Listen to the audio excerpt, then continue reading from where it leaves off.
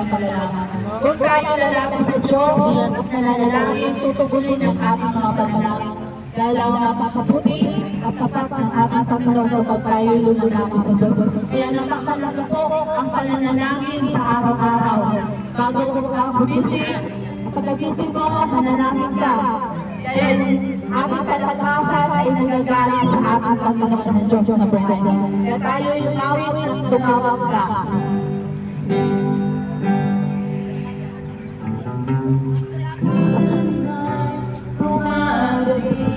Ang mga pagsubok sa buhay mo, para bang nagaanin ka sa Panginoon? Iisip ka kung ano ang gagawin, inanatili ka rin sa buhay mo. Huwag mawala ng pag-asa, kaibigan.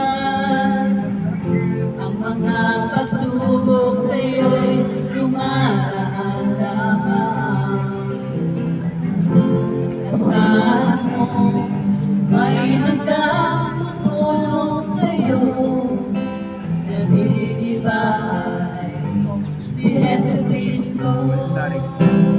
Sabi ng Panginoon, mawala ka at ako'y sasagot sa'yo.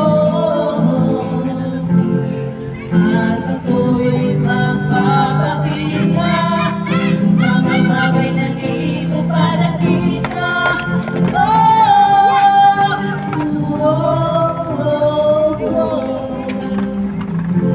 Walang imposible sa Panginoon. Ako lakad lang.